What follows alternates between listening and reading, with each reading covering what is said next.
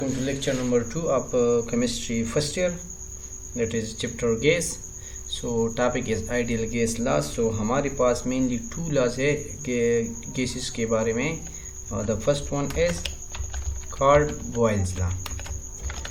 So according to Boyle's law, at constant temperature, volume of fixed mass of a gas is inversely proportional to pressure applied on it.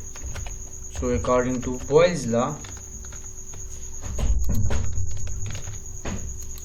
Volume जो हमारे पास होता है Boyle's law के मुताबिक volume हमारे पास inversely proportional होता है to the pressure.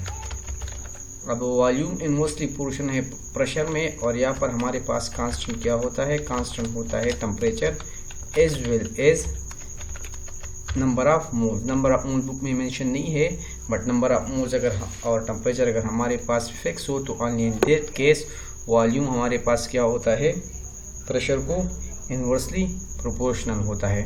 Pressure को इन्वर्सली मतलब अगर हम प्रेशर को ज़्यादा करेंगे तो वॉल्यूम हमारे पास डिक्रीज हो जाएगा. सो कॉमन जो इसकी एग्जांपल है हमारे पास this diagram will describe. So in first case अगर हम देखें तो प्रेशर हमारे पास 1 एटमॉस्फेयर है, जबकि वॉल्यूम हमारे पास क्या है 1 लीटर है. सो इन सेकंड केस अगर हम प्रेशर को 1 के बजाय 2 एटमॉस्फेयर पर ले जाए, मतलब प्रेशर इंक्रीज हो गया, तो according to Boyle's law volume decrease होगा. सो फर्स्ट हमारे पास 1 लीटर था, सो ये हमारे पास हो जाता है half. So from this equation, from Boyle's law equation, we know that V is inversely proportional to V1.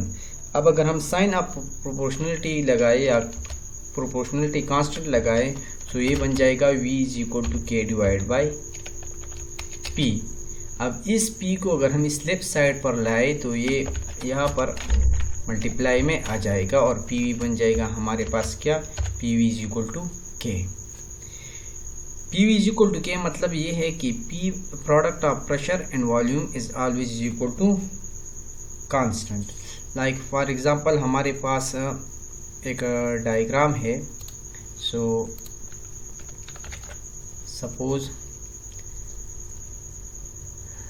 Suppose हम ड्रा कर ले एक XY कार्टेशियन कोऑर्डिनेट सिस्टम को, और X एक्सिस पे हम ले ले प्रेशर को, और Y एक्सिस पे हम ले ले किस चीज़ को, वॉल्यूम को. सो दिस इज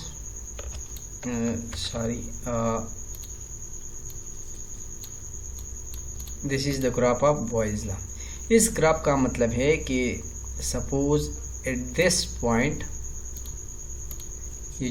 सपोज ये हमने एक पॉइंट ले लिया, दिस इज पॉइंट A. सो अगर ये हमारे पास है point A, this is point A, और एक दूसरा पॉइंट ले ले यहाँ पर, and that's called point B.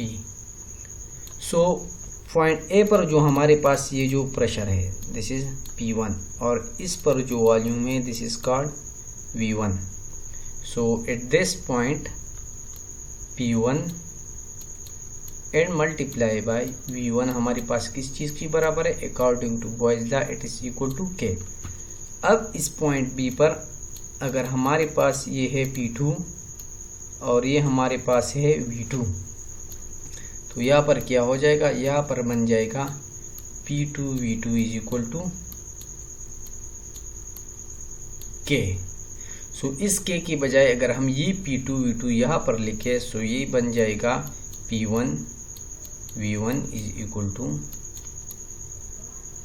P2V2. So this P1V1 is equal to P2V2 is known as Boyle's law of equation. So as P1V1 is equal to K, so from the graph जिसे हमने कहा कि at initial condition में क्या होगा, P हमारे पास होगा P1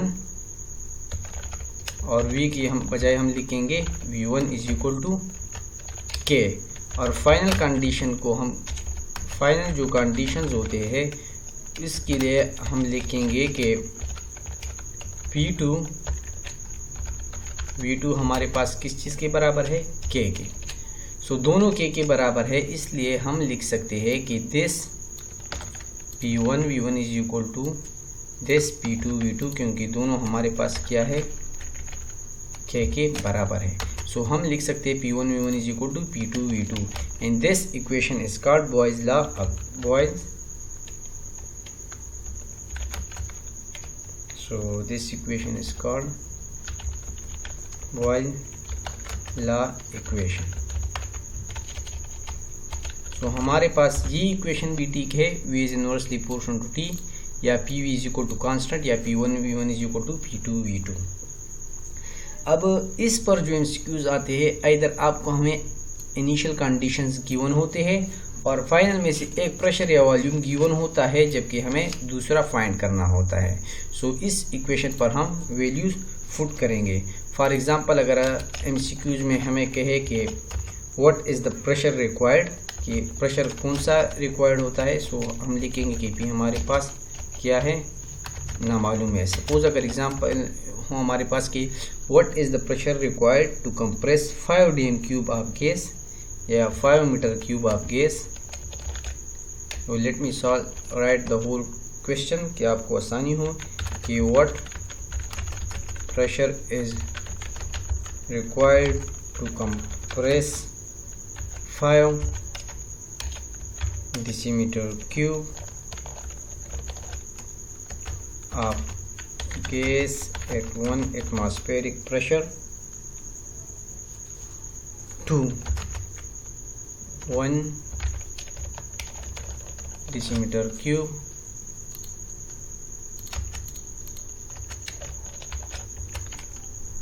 at constant temperature।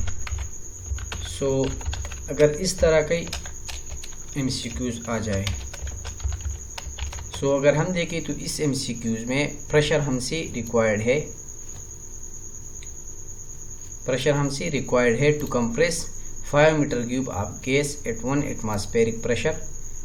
अब एक गैस है जिसका वॉल्यूम हमारे पास क्या है, 5 dm³। सो 5 dm³ हमारे पास है, ये हमारे पास हो गया volume V1। So this is V1। सो ये हमारे पास हो गया V1।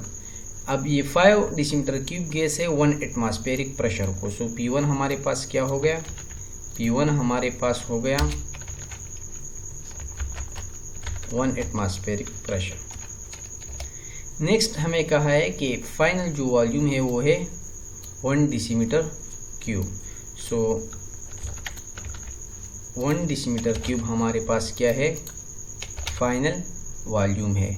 और फाइंड क्या करना है, व्हाट प्रेशर इज रिक्वायर्ड, यानी हमें फाइंड करना है P2। So what is P2। So according to this equation, इस इक्वेशन को हम यूज करेंगे।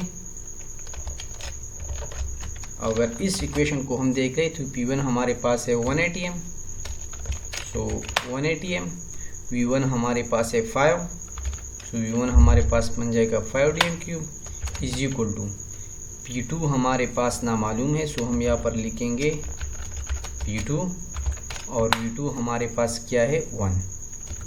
सो to see this equation 5 1s are हमारे पास आएगा 5 multiply by 1 is equal to 5 and P2 multiply by 1 is equal to P2। So P2 हमारे पास हो गया क्या, 5 atmospheric pressure. So this was the question. Sometimes ये तो बहुत ही इजी MCQs था।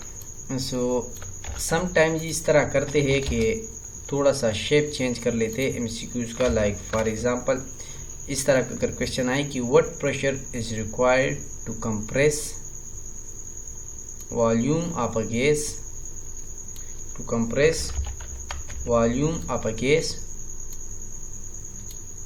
at 1 atmospheric pressure to its half at constant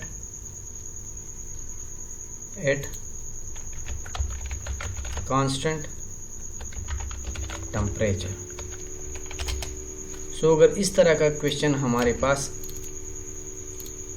आ जाए, so this type MCQs is very important. ये आजकल बहुत ही आम है कि जिसमें हमारे पास एक वैल्यूज़ गिवन होती है और इसमें आप लोगों को सेकंड वैल्यूज़ फाइंड करनी होती है। सो लगता डिफ़िकल्ट है लेकिन ये बहुत ही ईजी है। सो हमें क्या रिक्वायर्ड है, व्हाट प्रेशर इज़ रिक्वायर्ड, हमें P2 रिक्वायर्ड है क्योंकि इनिशियली 1 एटमॉस्फेरिक हमारे पास गिवन है। सो P1 है और हमारे पास क्या है, P2 फाइंड करना है। सो गिवन हमारे पास क्या है, सो हम लिखेंगे कि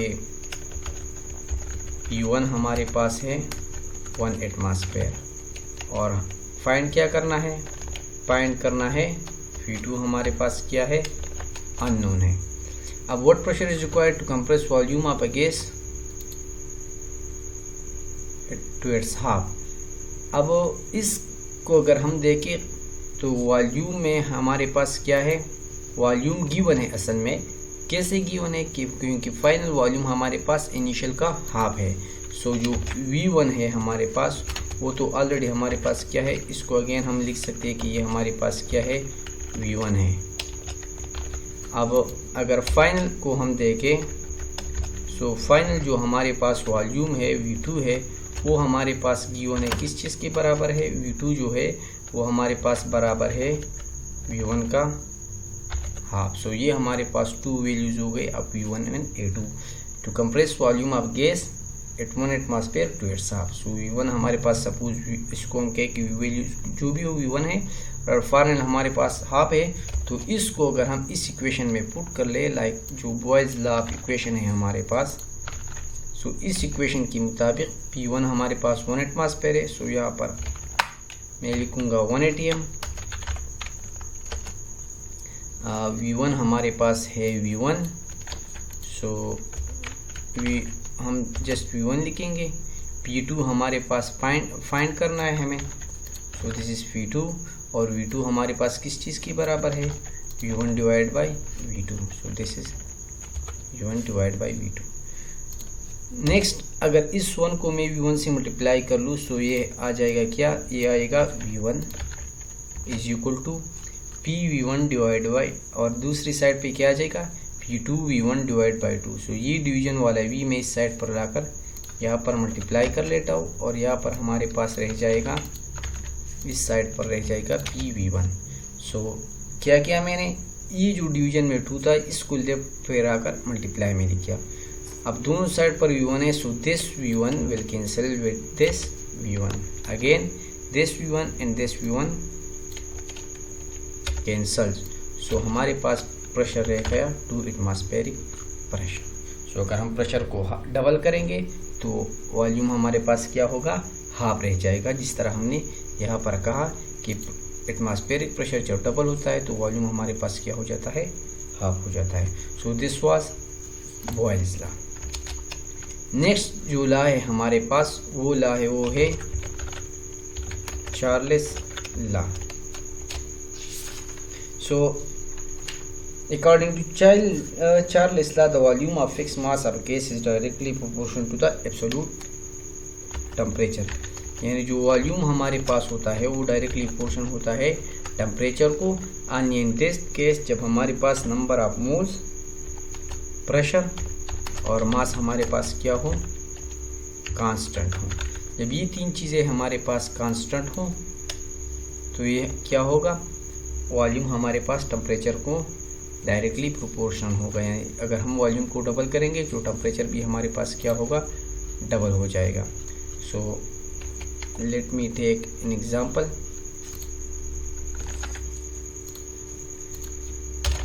ना अगर इस एग्जांपल को देखें हम कि वॉल्यूम हमारे पास 0.5 लीटर है और टेम्परेचर हमारे पास 200 केल्विन है। सो इस टेम्परेचर को हमने किया है डबल, 200 से किया है 400। सो वॉल्यूम हाफ था, फिर हमारे पास 0.5 से डबल होकर 1 लीटर हो गया। सो यहाँ पर अगर हम देख लें कि V1 is directly proportional to T। So अगर हमारे पास 2 वैल्यूज हो, इनिशियल कंडीशन हो हमारे पास और फाइनल कंडीशन हो, like in this case suppose हमारे पास ये मैं ड्रा कर रहा हूँ X and Y axis. So अगर एक्स एक्सिस पे मैं टेम्परेचर ले लूँ, टेम्परेचर, और वाई एक्सिस पे मैं ले लूँ क्या, वॉल्यूम ले लूँ, तो according to Charles law temperature और वॉल्यूम हमारे पास क्या है,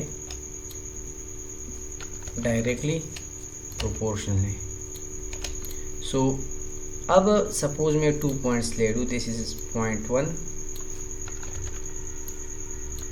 एंड दिस इज पॉइंट 2। अब इस पॉइंट पर अगर मैं देखूं तो यहाँ पर टेम्परेचर हमारे पास T1 है, वॉल्यूम हमारे पास क्या है, V1 है। इस सेकंड पॉइंट पे हमारे पास क्या है, टेम्परेचर T2 है और वॉल्यूम हमारे पास क्या है, V2 है। So this temperature was V1, this is V2, this temperature was T2 and this temperature was T1. So according to Charles law, multiplication of V1 and T1, yeah, the product of V1 and T1,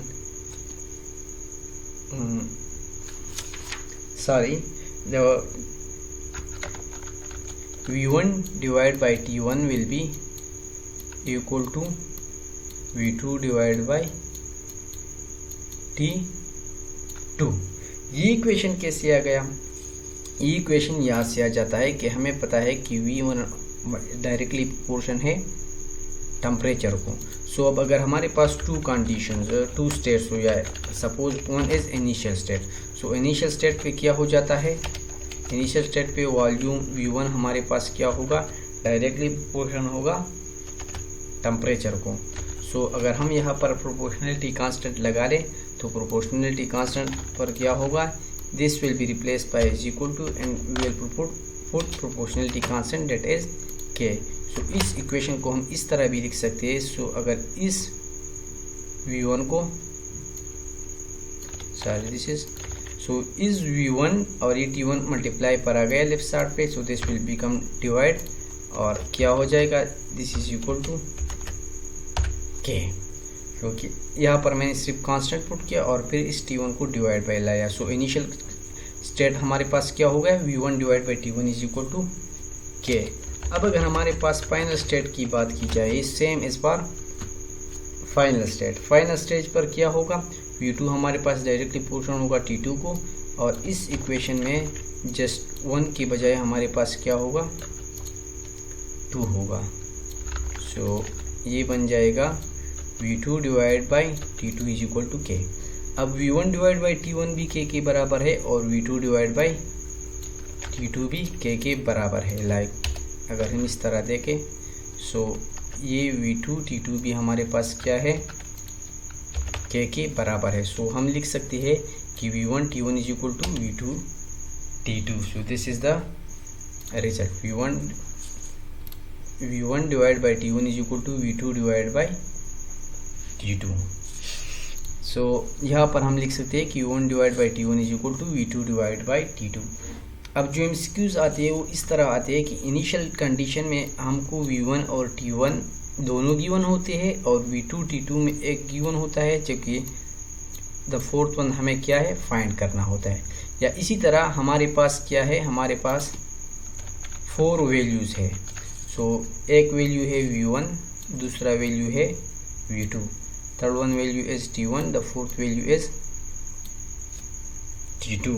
सो इस fourth value में जो इस equation से एक दूसरे से related है, इसमें हमेशा हमें 3 वैल्यूज़ गिवन होते हैं, जबकि फोर्थ वन जो वैल्यूज़ होते हैं वो हमें बॉयज़ लॉ की तरह फाइंड करने होते हैं। So that is quite easy. Like for example अगर कहे कि 80 centimetre cube of gas eight 400 bar pressure at temperature 60 degree was heated until volume of gas become 2000। so like for example यहाँ पर मैं एक MCQs लिखूँ कि सपोज इस तरह का MCQs आ जाए कि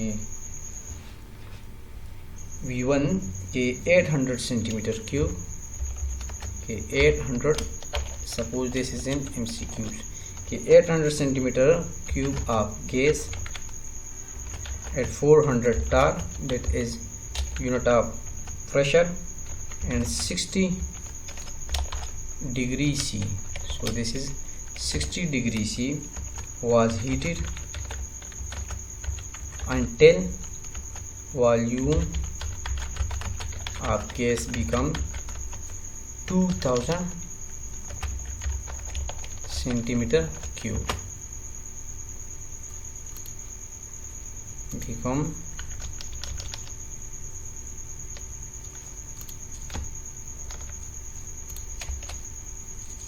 this is a little mistake, until 2000 centimeter cube at same pressure. Same pressure मतलब प्रेशर हमारे पास क्या है, कांस्टेंट है. what is the final temperature of gas? सो अगर इस तरह का MCQ आ जाए एंट्री टेस्ट में या एग्ज़ाम में, सो अगर हम देखें this is 80 centimetre cube of gas, मतलब ये V1 हमारे पास आ गया. V1 हमारे पास क्या है, 800 सेंटीमीटर क्यूब. अब टेम्परेचर हमारे पास क्या है, 60 डिग्री C.